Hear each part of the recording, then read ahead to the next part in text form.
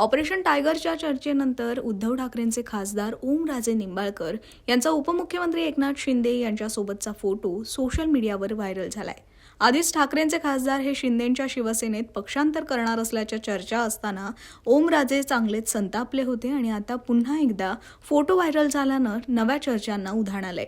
यावर ओमराजेंनी प्रतिक्रिया देताना विरोधकांचा समाचार घेतलाय.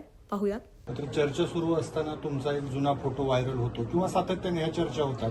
काय याच्या मागे कमाल आहे का नाही सांगा बरं. का म्हणजे का लोक असं म्हणजे तोंडावर पडायचं का करतात सारखं.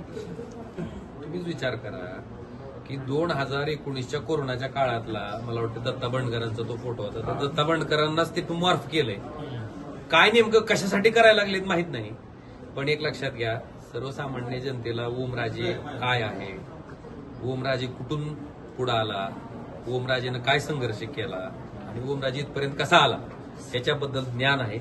त्यामुळं ह्या अशा गोष्टीबद्दल मला वाटतं वारंवार तेच सांगायचं, रोज तेच बोलायचं. ह्याच्यापेक्षा आपण आपल्या आपल्या कामात त्या ठिकाणी आपली ऊर्जा खर्च करणं गरजेचं आहे. ते आम्ही खर्च करत राहू. ह्याच्यावर बोलण्यापेक्षा जर खरंच काही वस्तुस्थिती असती ही असती तर आपण त्याच्यावर बोला. पण काहीच नसताना जर कोण काहीही बातम्या द्यायला लागलं तर त्याला कुठं उत्तर देत बसायचं. दादा, अशा फोटोतून आणि व्हिडिओमधून तुमच्याबद्दल एक संभ्रम निर्माण होतोय. तर कायदेशीर कारवाई कसा निश्चितपणे ज्या ज्या ग्रहस्थानं दत्ता बंडकरांचा फोटोच तेवढा मॉर्फ करायचा आणि आमच्या सगळ्यांचे फोटो दाखवायचा हा प्रकार केलाय निंदनीय. निश्चित त्याच्याबद्दल कारवाई होईलच. त्याला कसं सोडायचं. हे असा संभ्रम जर कोण जाणीवपूर्वक पसरू पाहत असेल तर निश्चितपणे त्याच्यावर आमच्या ह्याच्यात जी काही कायदेशीर प्रक्रिया अवलंबणं गरजेचं ते निश्चित आम्ही अवलंबू. दादा, पण तुम्हाला ऑफर वगैरे आली का? आता ही ऑफर कसली ऑफर आहे ती तर मला सांगा. तरी तुम्हालाच काय आली तर सांगा. सारखं ऑफरच विचारता कसली ऑफर आहे. एक लक्षात घ्या हो का. आता त्या गोष्टीवर चर्चा करत बसण्यापेक्षा आपण आपल्या आपल्या पद्धतीनं काम करणं गरजेचं आहे आणि आम्ही करतोय.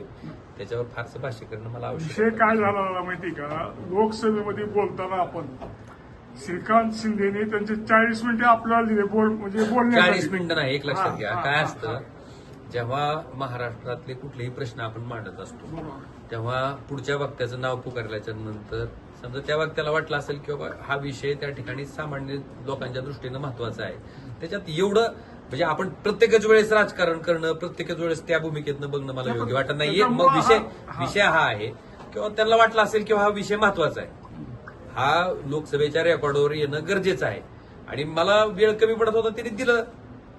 त्याच्यात मला वाटतं त्याच्यात आपण हा राजकीय विचार करणं योग्य वाटतं. हे फोटो बद्दलचं आता तुम्ही म्हणलात की जे व्हायरल होतं ते हो. काय नेमकी करणार आहेत, पुढची कायदेशीर प्रक्रिया कशी असणार? ज्या ग्रहस्थानं हे केलंय त्याला ह्याच्या बाबतीतली जी काही कायदेशीर प्रक्रिया आहे त्याला सामोरं जावं लागेल.